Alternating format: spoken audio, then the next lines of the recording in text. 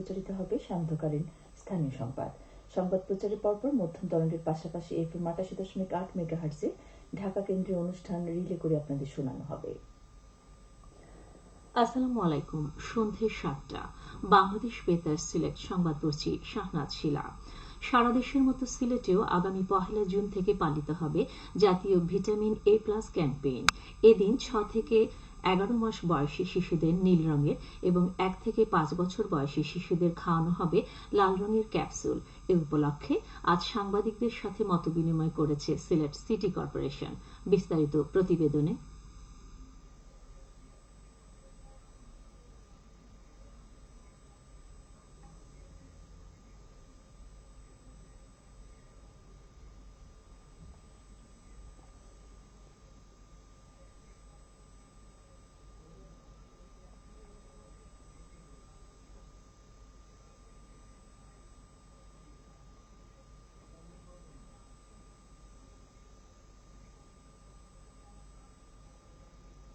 City corporation ৪২টা ওয়ার্ডে আমাদের ৩৪৮টা কেন্দ্র হবে। সেই কেন্দ্রের মধ্যে ৩২টা আমাদের নিয়মিত ইপিআই কেন্দ্র। নিয়মিত ইপিআই কেন্দ্র বলতে আমরা বোঝাতে চাচ্ছি যেমন বিনোদিনী নিয়মিত একটা ইপিআই কেন্দ্র, এখানে কখনো আমরা বাদ দিই না। মাতৃমঙ্গল এরকম আছে আমাদের ৩২টা কেন্দ্র।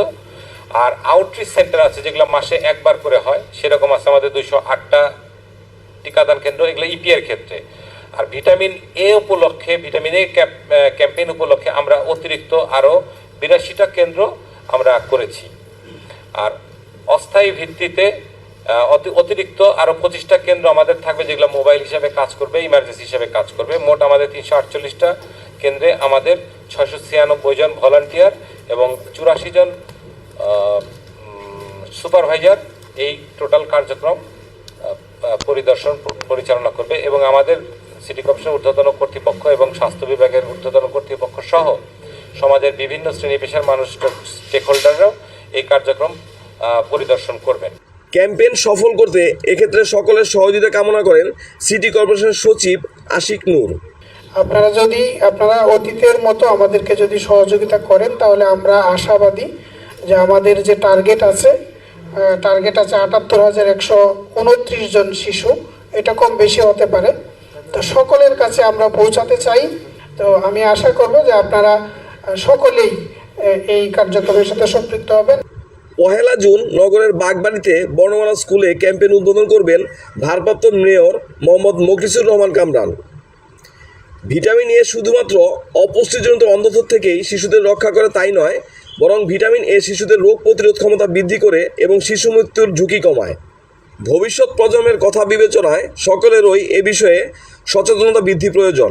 সঞ্জয় সরকার, বাংলাদেশ বেতার, সিলেট নগরে। সারা দেশের মতো সিলেটেও আজ পালিত হচ্ছে আন্তর্জাতিক জাতিসংঘ শান্তিরক্ষী দিবস।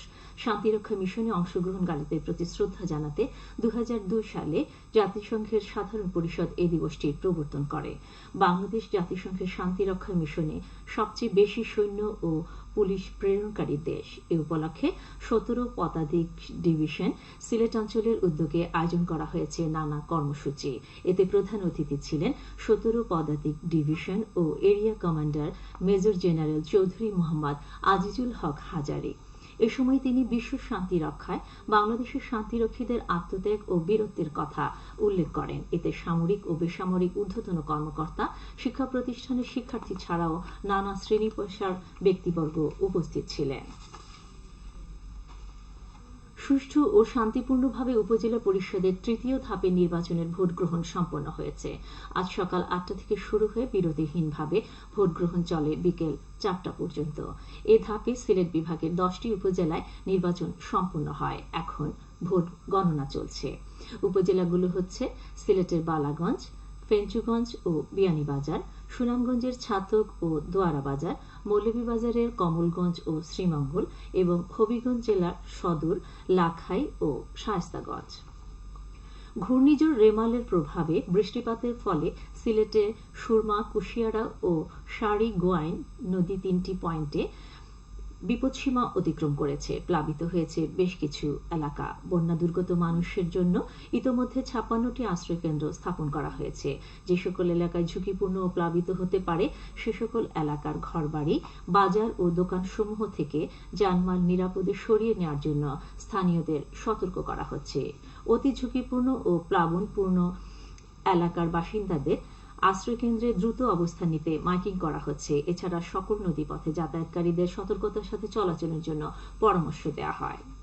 অলিকুল শিরোমণি হযরত শাহজালাল রহমতুল্লাহ আলাইহির বার্ষিক ওরস আজ শেষ হচ্ছে। দিনের কর্মসূচির মধ্যে রয়েছে শিরনি বিতরণ, মিলাদ মাহফিল এবং শরবত বিতরণ। রাত 10টার পর আনুষ্ঠানিকভাবে ওরসের সমাপ্তি ঘোষণা করা হবে।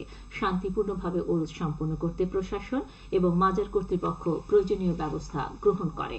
সবশেষে আবহাওয়া। রাত 1টা পর্যন্ত পূর্বাভাসে বলা হয়েছে সিলেট সহ পার্শ্ববর্তী এলাকায় পশ্চিম উত্তর পশ্চিম দিক থেকে ঘন্টায় সর্বোচ্চ 60 কিলোমিটার বেগে দমকা থেকে ঝড়ো হাওয়া বয়ে যেতে পারে। সেই সঙ্গে হতে পারে বৃষ্টি ও বজ্রসহ বৃষ্টিপাত। এসব এলাকার নদীবন্দরগুলোকে 1 নম্বর সতর্ক সংকেত দেখাতে বলা হয়েছে। আজ সিলেটের সর্বোচ্চ তাপমাত্রা ছিল 28.1 ডিগ্রি এবং সর্বনিম্ন 22 ডিগ্রি সেলসিয়াস। বাতাসে আর্দ্রতা ছিল সকালে 96 এবং সন্ধ্যায় 94%। আগামীকাল সিলেটের সূর্যোদয় হবে 5টা 3 মিনিটে এবং অস্ত যাবে 6টা 38 মিনিটে। সংবাদ শেষ হলো। পরবর্তী স্থানীয় সংবাদ প্রচারিত হবে আগামীকাল সকাল 8টা 10 মিনিটে।